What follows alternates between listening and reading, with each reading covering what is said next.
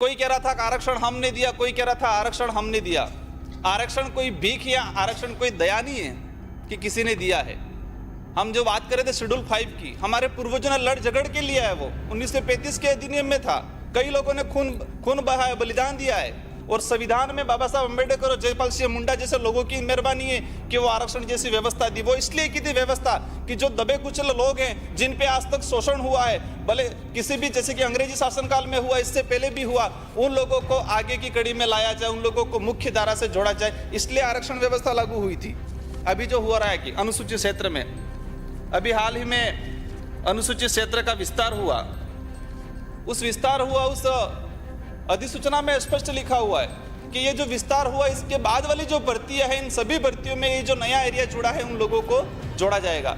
लेकिन फिर भी बैकडोर एंट्री से, साइड की गली से, अधिकारियों की मिलीभगत से बाहरी लोगों को अनुसूचित क्षेत्र में कहीं न कहीं ले लिया गया। इससे स्थानीय कई बेरोजगारों को, जबकि शिक्षक भर्ती 2018 सेकंड ग्रेड की भर्ती, एलडीसी की भर्ती, कई भर्तियों में अनुसूचित क्षेत्र के जो युवा हैं उनके साथ अन्याय हुआ। और एक जो भी हमारे कई माननीय सदस्यों ने बताया कि एक जो घटना हुई थी, काकरू डूंगरी घटना, इसका जिम्मेदार कौन है? मेरे जैसा आरोप लगा लेता है किसी और पे, कोई और आरोप लगा देता है किसी और पे। लेकिन ये जो मैंने अभी तक जो महसूस किया कि 2013 की जो अधिसूचना जारी हुई है शेड्यूल एरिया के लिए, उसका 2016 में इसको निरस्त कर दिया गया और 2016 में वापस इस इलाके के लिए अधिसूचना जारी हुई। उसमें 45% एसटी, 5% एससी और 50% सीटें जो अनारक्षित। उस 50% सीटों के लिए जो एसटी के जो पात्र अभ्यर्थी थे, उन्होंने आंदोलन किया, 2 साल तक आंदोलन किया। सभी लोग गए, कांग्रेस के भी गए, बीजेपी के भी गए, हम लोग भी गए, बाकी जो दल है सभी लोग गए। सभी ने अपनी अपनी जो वहाँ जाके अपनी अपनी भूमिका थोड़ी बहुत निभा दी।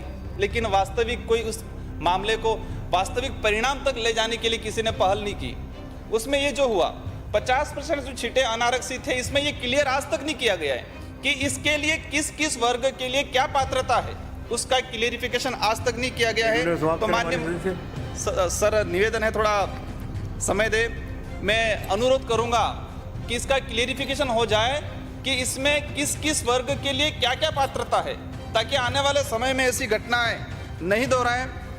बेणेश्वर जो आदिवासी समाज का धार्मिक स्थल है, और इसमें गुजरात, मध्य प्रदेश, महाराष्ट्र और राजस्थान के पूरे आदिवासी समाज के लिए धार्मिक स्थल, ये बेणके के नाम से जाना जाता है। लेकिन वहाँ ये स्थिति बनी हुई है कि आदिवासी समाज के लिए जो आसपास के जो लोग हैं, मैं ये निवेदन कर रहा हूँ कि ये जो बेणका है, इसमें स्थानीय आदिवासी लोगों के नाम से जमीन आवंटित कर दी जाए कि आदिवासी समाज में कभी भी पति पत्नी के बीच में कोई विवाद होता है तो सामाजिक रीति रिवाज जो पहले होता था उसमें कहलाता था सेड़ा फाड़ा। पति पत्नी के बीच में कोई भी विवाद हुआ तो सेड़ा फाड़ा एक व्यवस्था होती थी। वो सामाजिक अलिखित संविधान था, एक कानून था वो, और उसको अपना समाज मान्यता प्रदान करता था। और आज हम लोग कोर्ट में जाते हैं और वहाँ पर विभिन्न समाज या विभिन्न जातियों के लोग कोर्ट में तलाक के लिए अप्लाई करते हैं, और तलाक के लिए अप्लाई करते हैं, इसके बाद तलाक होता है। और सरकार ने भी विभिन्न भर्तियों में एक प्रावधान कर रखा है कि तलाकशुदा महिलाओं के लिए एक कोटा रखा है, उसमें कुछ सीटें रहती है। तो आज तक मैंने अभी पता लगाया कि आदिवासी समाज के थ्रू ये जितने परिवाद गए कोर्ट में, किसी भी परिवाद में तलाक नहीं हुआ। मतलब मेरा जो कहने का उद्देश्य है कि हिंदू विवाह अधिनियम 1955 की धारा 2 आदिवासी समाज पे लागू नहीं होती है। ये इससे सिद्ध होता है कि आदिवासी समाज वर्ण व्यवस्था या किसी धर्म व्यवस्था में नहीं आता है। माननीय सभापति महोदय, अनुसूचित जनजाति के लिए टीएडी की जो फंड होता है, उसमें राज्य सरकार की तरफ से, केंद्र सरकार की तरफ से कई मदों में पैसा आता है। लेकिन आज तक जो व्यवस्था बनी है कि वो पैसे को संबंधित विभागों में डिवाइड किया जाता है, और वो विभाग उस पैसे का कहाँ कहाँ कैसे कैसे उपयोग कर रहा है, उसकी प्रॉपर मॉनिटरिंग अब तक नहीं हो पा रही है। हाल ही अभी बजट घोषणा में हालांकि सीएम साहब ने SC/ST के लिए अलग से कानून बनाने की घोषणा की है, मतलब राजस्थान पैटर्न। तो हम चाहेंगे कि पहले जो जिस तरह से बंटवारा हुआ है, पहले एक बजट मैंने 2019-20 का जो आवंटित बजट है, इसमें TAD विभाग से पेट्रोलियम विभाग को 44,042 करोड़ रुपया TAD विभाग से पेट्रोलियम विभाग को दिया गया 19-20 के बजट में। वही आगे दिल्ली मुंबई जो कॉरिडोर निकल रहा है, उसमें 10 करोड़ रुपया दिया गया है TAD विभाग से। और इसी तरह बाकी कई जगह जो अनुपयोगी है, मतलब ST/SC से कोई रिलेटेड नहीं है, ऐसी जगह पर TAD विभाग का पैसा उपयोग में किया जा रहा है। तो कहीं न कहीं आदिवासी समाज के साथ अन्याय हो रहा है। में ये जो आवंटन हो रहा है बजट जिलेवार, पूरे राजस्थान में TAD विभाग का बजट का आवंटन किया जाता है।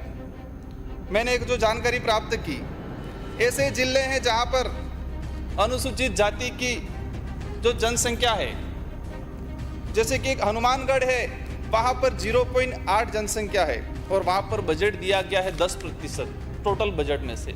ऐसे ऐसे जो बजट का बंटवारा है, इसी कारण आज तक आदिवासी इलाके में आदिवासी समाज का कहीं न कहीं उद्धार नहीं हुआ है।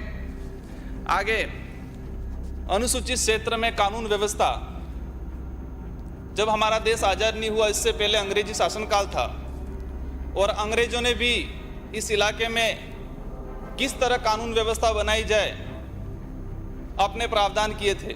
जैसे कि हम बात करते हैं अनुसूचित क्षेत्र, शेड्यूल एरिया, 5वीं अनुसूची, संविधान में प्रावधान है 244(1) के तहत।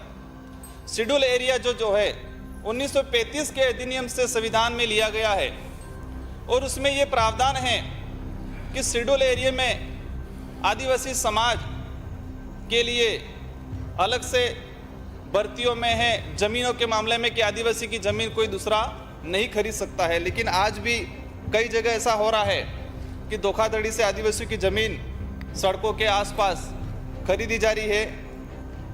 एक उस इलाके में एक दहेज में मुकदमे होते, आप भी भली भांति जानते हो कि आदिवासी समाज में दहेज प्रथा होती ही नहीं है, वहां पर दापा प्रथा होती है। दहेज मतलब महिला की तरफ से मांगा जाता है, लेकिन आदिवासी समाज में आज तक दहेज प्रथा नहीं हुई है, वो है ही नहीं, प्रचलन में ही नहीं है। दाफा प्रथा होती है, उल्टा दूल्हे की तरफ से महिला वालों को दिया जाता है, वो गांव में प्रवेश करता है, उसी वक्त से वो सारा सिस्टम शुरू होता है।